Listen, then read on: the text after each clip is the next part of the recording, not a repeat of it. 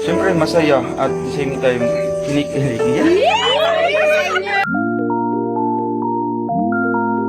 Mga person.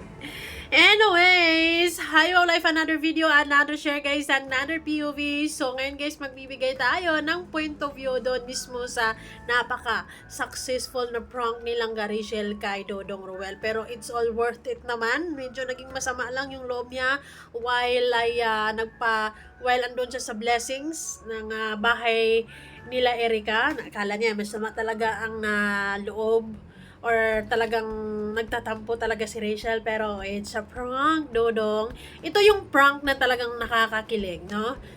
At nakakawala ng pagod para kay Dodong.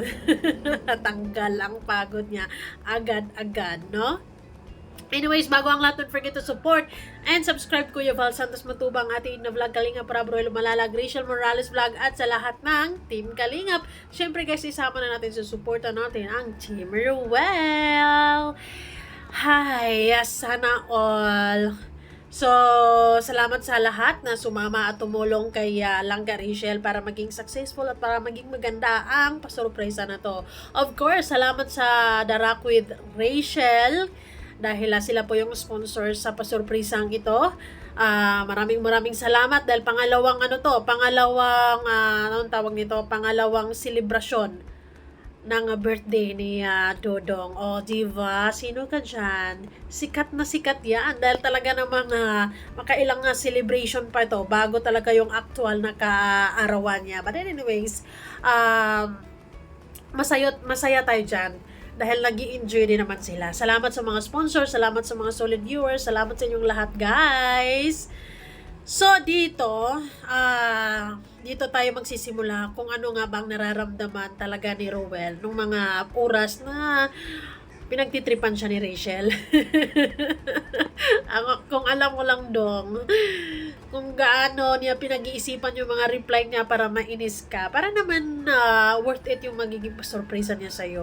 Wow! Sana ang haba ng hair mo, Dodong. Alam ko na may ganitong sinasabi nila. Alam mo, Pero hindi ko... sino ang salarin? Sino? Parang hindi. Na-surprise ako kasi nila silang... Bakit?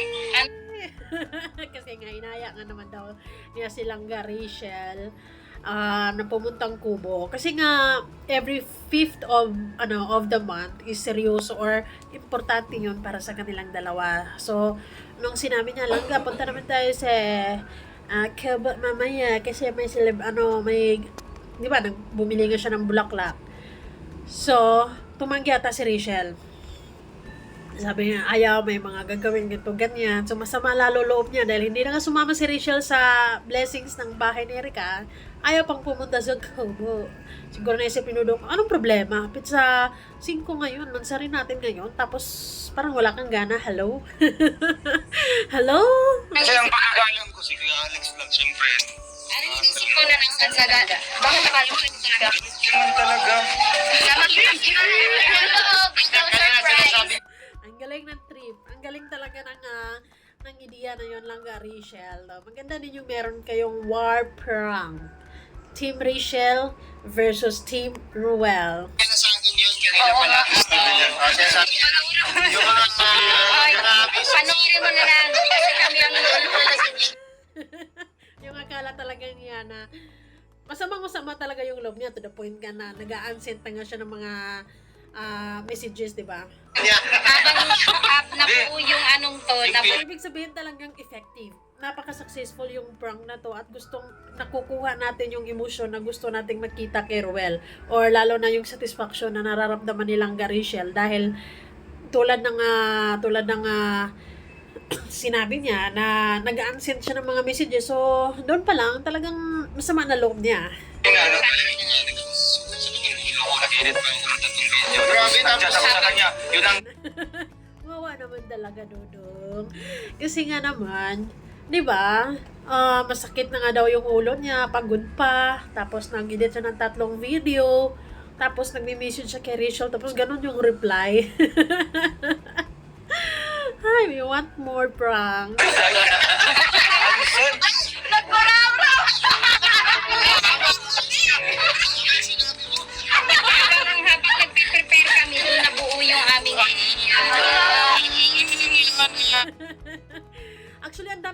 tayo dito sa prank na to eh. Kasi, ang aim lang naman talaga ni Rachel is, at first, gusto niyang busitin si Ruel. And then, yun, pasurpresa na andyan siya sa kubo at meron siyang mga inihanda for Ruel. And then, may twist eh. Kasi, hindi rin alam ni Rachel na may pabulaklak pati si Dodong para sa kanya. It's because anniversary nila, 10th month. Kasi, di ba, naisip na ni Rachel siguro, masama na yung loob.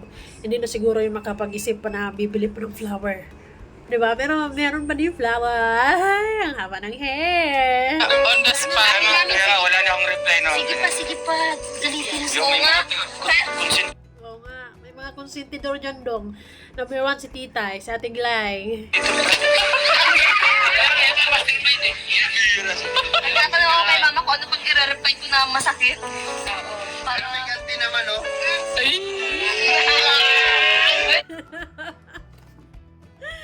Ay, iba din talaga yung effect ng presence ni Ruel sa buhay. Ay, iba talaga yung effect ng presence ni Rachel sa buhay ni Dodong. Kasi yung sinabi nga ni Kuya Alex na iba yung mood niya. Iba yung mood niya doon mismo sa iba yung mood niya doon mismo sa blessing ng bahay nila Erika nga gawa ng wala si Rachel doon. Tumanggi kasi siya na sumama, gawa ng meron siyang naiisip. Pero ano naramdaman mo doon? Naramdaman mo na ganito? Na na-prank ka? Ano feeling na prank? Siyempre, masaya at same time, kinikilig. Akala mo, Ruel, ikaw lang marunong ha. Alam na din ni Rangga Rachel. Gustong-gusto namin yung may mga pakulo kayo yun. Gustong-gusto namin yung mga pa-prank na yan. And then yung ending, nakakakilig, di ba? Sabi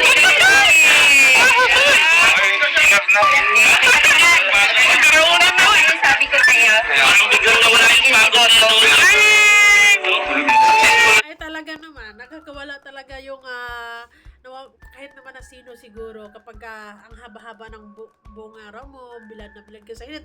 Yes, yung pagod na pagod ka. And then, pag uwi mo sa bahay ay ganun yung madadatnan mo, di ba? Andyan yung mga taong nagmamahal sa'yo, andyan yung mga taong nakasuporta sa'yo, nagpiprepare para masurpresa ka, andyan pa yung pinaka-special na tao sa'yo, ay, tanggal ang lahat ng pagod. It's all worth it. Ay, pagtulog sana siya. Buti na lang nauna ka, Kuya Regan. Hindi, natutulog na daw sana siya kahit kung walang ganito. Pero bakit pumunta ka pa rin? Malungkot siya. Siguro nag-expect ka na nandito kami, no? Wishing pa rin siya, baka andun nga silang tapos, di ba, baka at back of his mind ay, kasi sabi niya, alam na nga niyan na may pasurpresa. Pero ang alam niya siguro ay sila Kuya Alex lang yung or kung sino ang gumawa. Pero ang nasurpresa siya kasi andun si Rachel. At Dodong, siya talagang mastermind ng lahat. Yung iba naging mo ko. Rachel ang mastermind ng lahat. Kanina, grabe ang mga oo nga.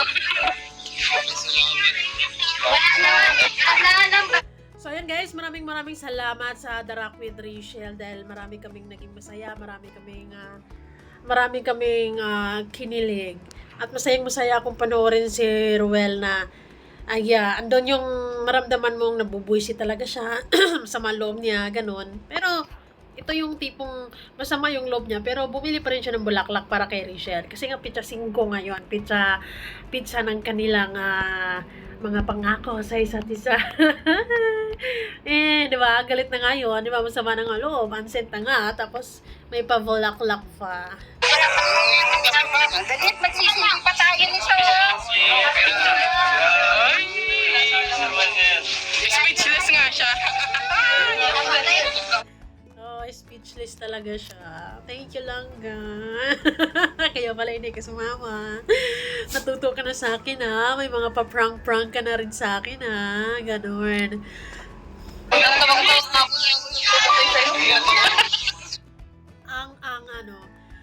Ang sarap ng nila. Ang sarap ng feeling na ulit-ulit yung hug. Habang yung mga basher na iinis ng mga hugs na yan. Oh my God. Sabi ko, ano problema mo? Problema mo? Sabi natin. Ay, nako. Abangan natin yung pagbabawi ni Roel kay Rachel. Sana magpag-isip din si Dodong na kailangan bumawi. Tapos may tao pa yun.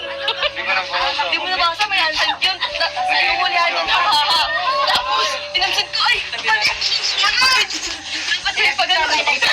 Ang sarap lang ng relationship nila kasi sa napapansin nating lahat yan, lalo na tayong mga sulit, ay they give and take. Talagang si Rachel, sa abot ng magkakaya niya, sa tulong ng mga kila ate, no, ay talagang nagbibigay din siya ng effort. Ito yung magandang relationship na hindi lang puro lalaki ang kikilos, pati siya ay kailangan ay meron din siyang gagawin, and that is something na nakaka-excite kasi marunong na din mag-prank ang ating langga Rachel. May mga naiisip na din siyang mga kalukuhan, pero at the end ay nakakakilig. Very satisfied tayong manonood sa mga ganitong pakulo nila.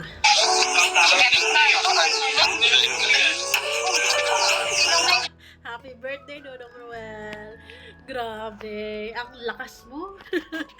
Ang lakas mo. So, ayan guys, maraming salamat. Talaga namang napaka-successful ang naging prank na ito. Nakakakilig, nakakawala ng pagod, and lalong-lalo na sa sitwasyon, or lalong-lalo na para kay Dodong, talaga namang tanggal lahat ng sama ng loob niya dahil sa nasaksihan niya kung gaano nag-effort si Rachel sa buong araw na yun, na akala niya masama lang yung loob.